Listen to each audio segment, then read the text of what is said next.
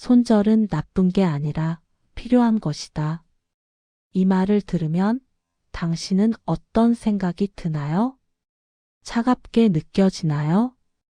아니면 어쩔 수 없이 고개가 끄덕여지나요?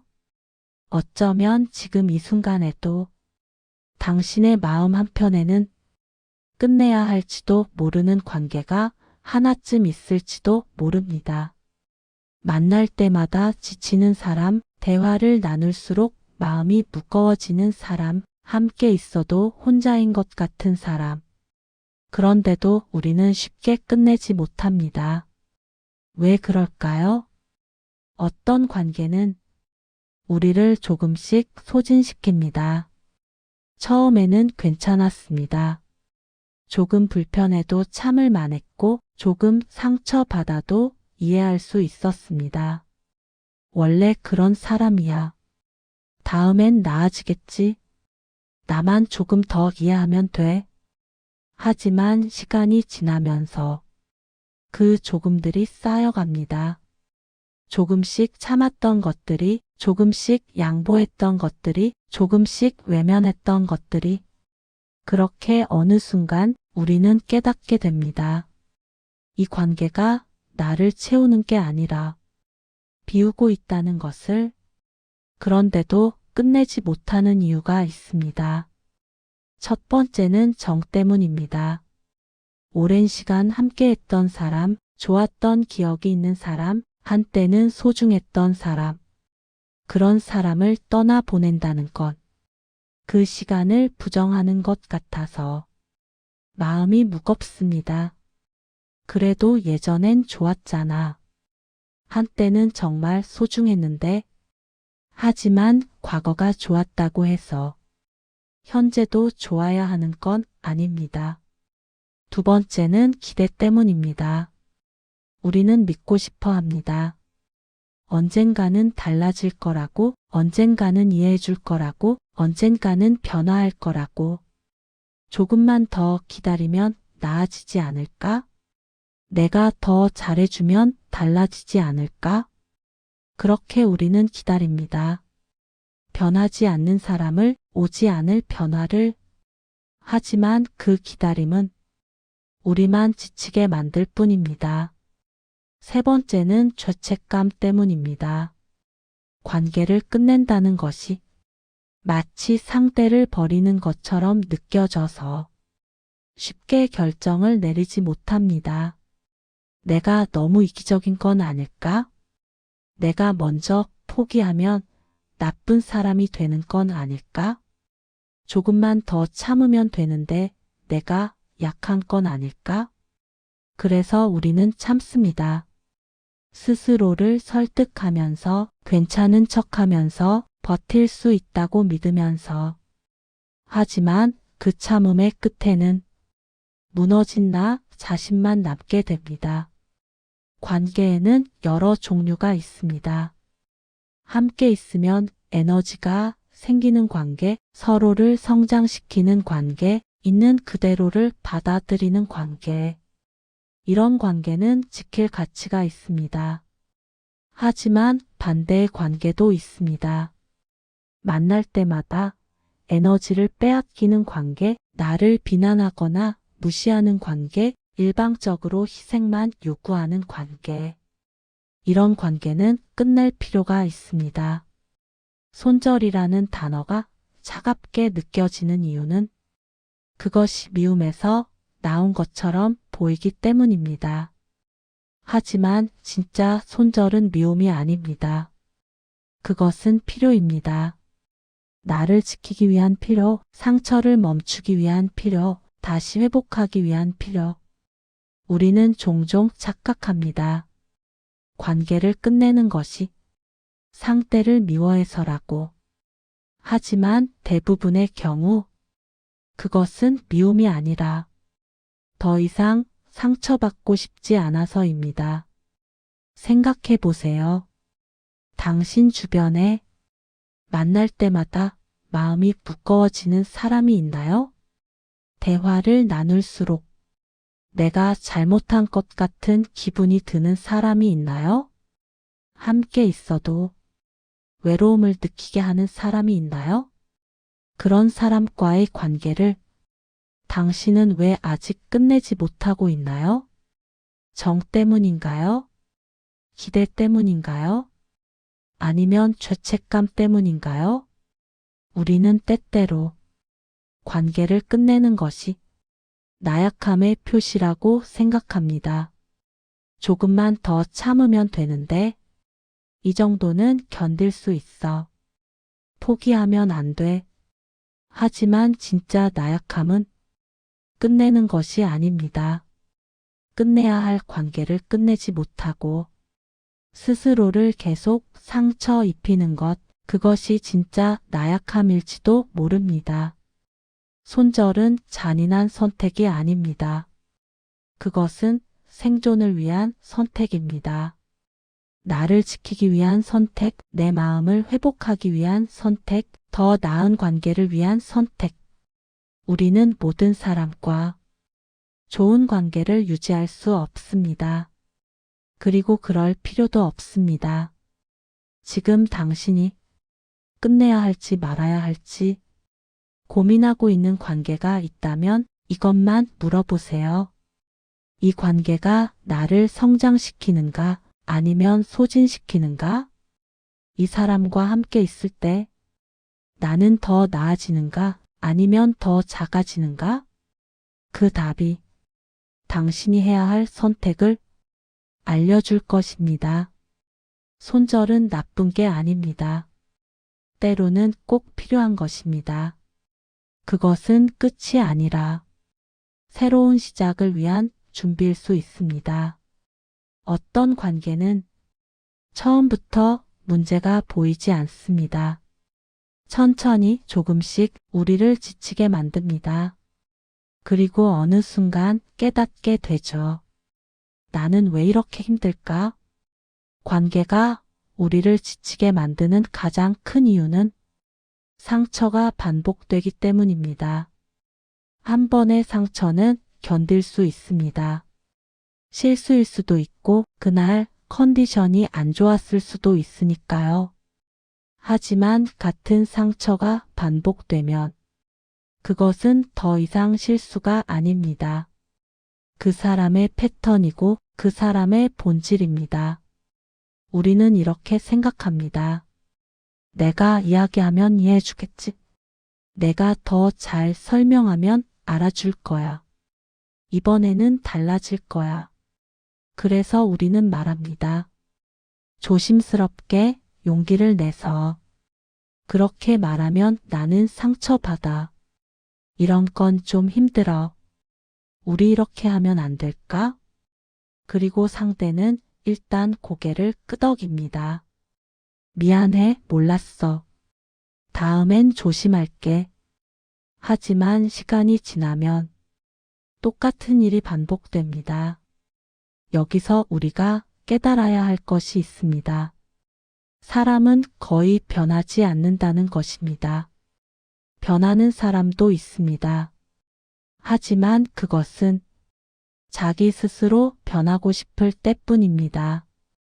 누군가 때문에 관계를 위해 상대를 위해 변하는 사람은 거의 없습니다.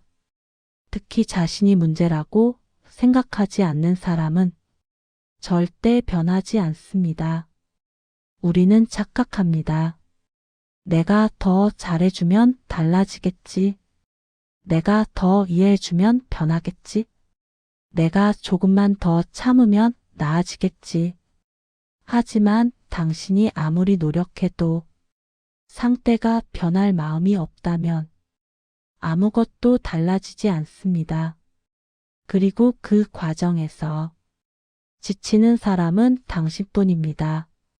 이런 관계의 특징은 에너지가 일방적이라는 것입니다.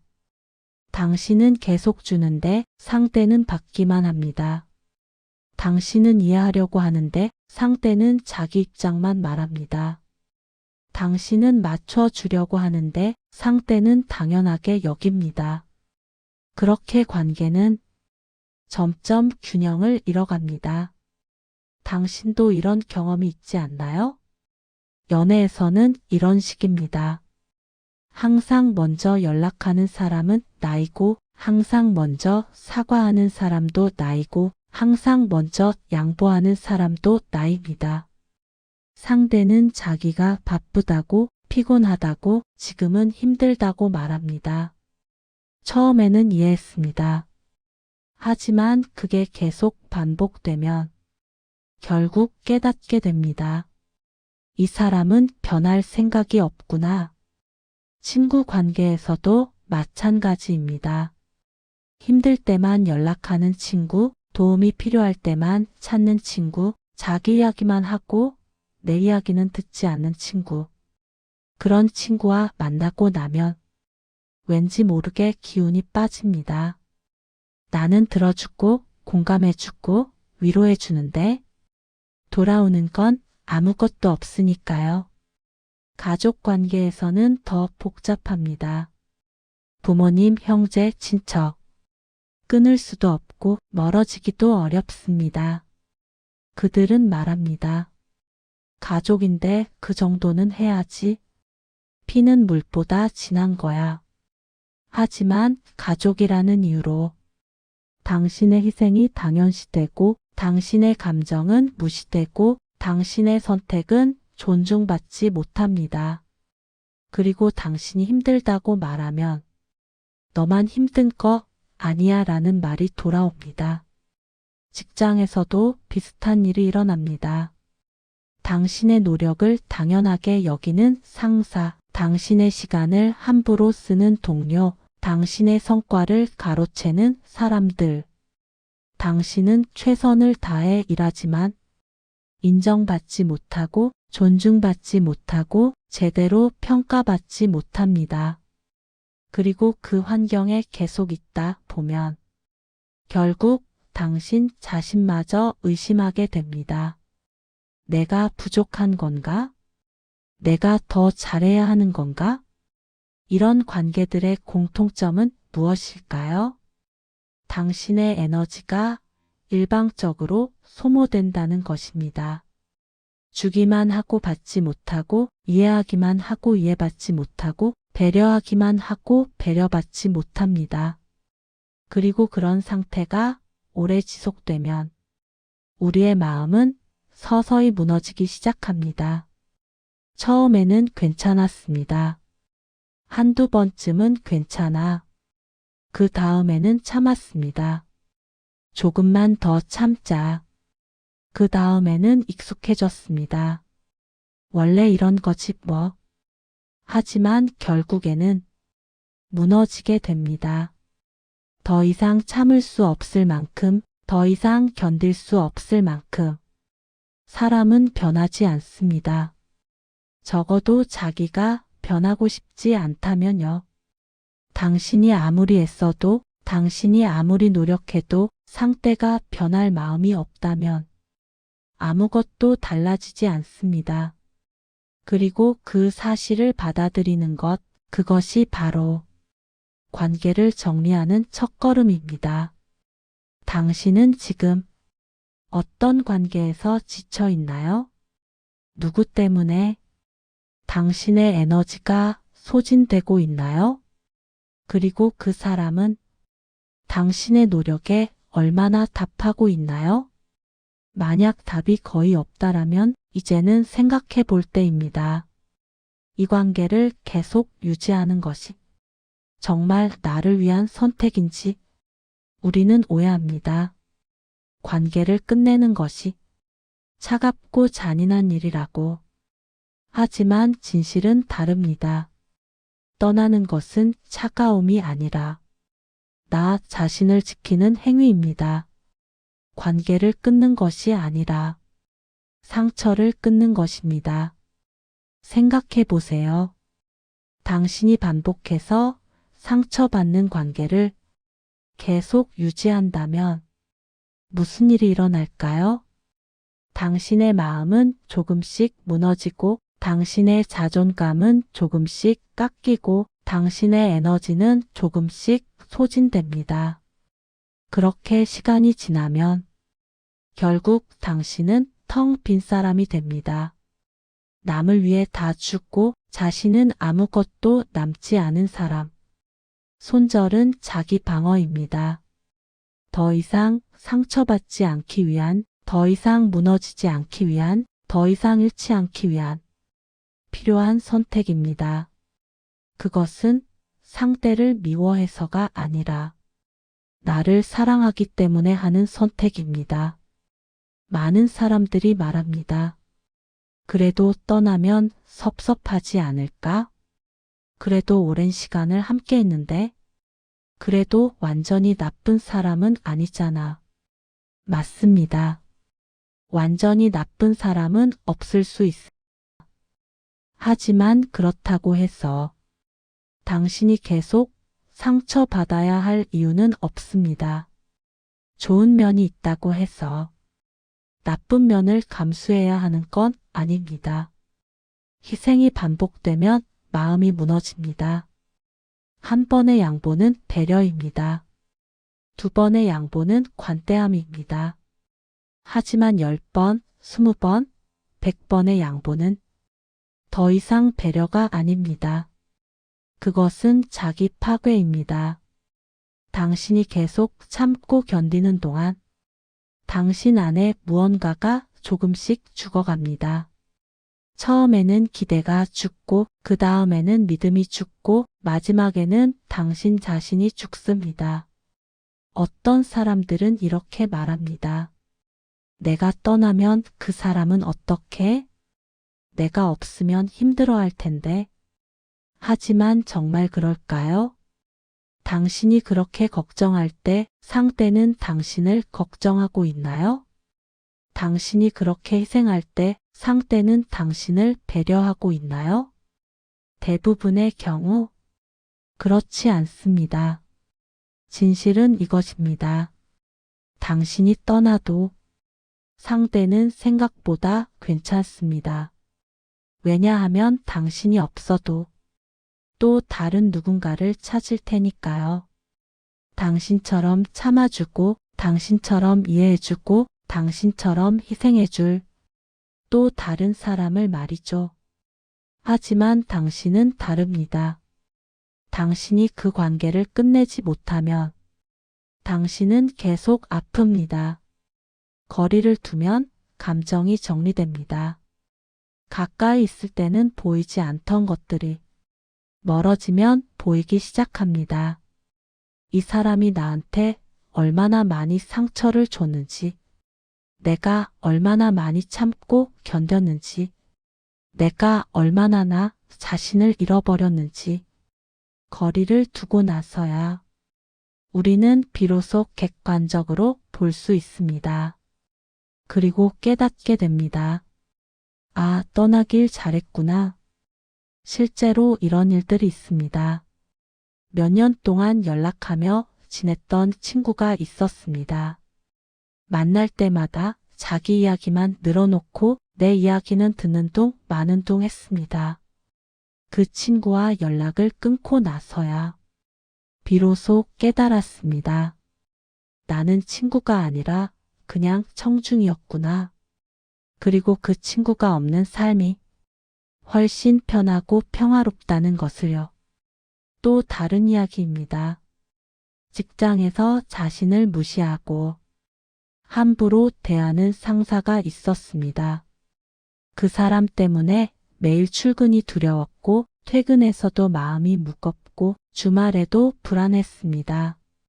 결국 이직을 결심했고 새로운 곳에서 일을 시작했습니다. 그제야 알았습니다. 일이 힘든 게 아니라 그 사람이 힘들었다는 것을. 연인 관계도 마찬가지입니다. 계속 의심하고 통제하고 자존심을 깎아내리는 사람과 오래 함께 있으면 결국 자기 자신을 잃게 됩니다. 하지만 그 관계를 끝내고 나면 비로소 숨통이 트입니다. 아, 사랑은 이렇게 힘든 게 아니었구나. 내가 이렇게까지 작아질 필요는 없었구나. 사람들은 말합니다. 떠난 사람이 후회하지 않을까? 하지만 진짜 질문은 이것입니다. 떠나지 못한 사람이 더 아프지 않을까? 떠난 사람은 새로운 시작을 합니다. 하지만 떠나지 못한 사람은 계속 같은 자리에서 상처받습니다. 떠난 사람은 회복합니다. 하지만 떠나지 못한 사람은 계속 무너져 갑니다. 손절은 잔인함이 아닙니다. 그것은 회복의 시작입니다. 상처 주는 사람으로부터 멀어지는 것, 독이 되는 관계에서 벗어나는 것, 나 자신에게로 돌아오는 것. 그것이 바로 손절의 진짜 의미입니다. 당신도 알고 있을 겁니다. 떠나야 할 관계가 무엇인지 계속 붙잡고 있으면 결국 당신이 무너질 거라는 것을. 그런데도 떠나지 못하는 이유는 두려움 때문입니다. 혼자가 되는 게 두렵고 후회할까 봐 두렵고 잘못된 선택일까 봐 두렵습니다. 하지만 기억하세요. 혼자가 되는 것보다 상처받는 관계에 머무는 게 더 외롭습니다. 후회하는 것보다 계속 아파하는 게 더 힘듭니다. 잘못된 선택을 할까 봐 두려워하는 것보다 선택하지 못해서 시간을 낭비하는 게 더 아깝습니다.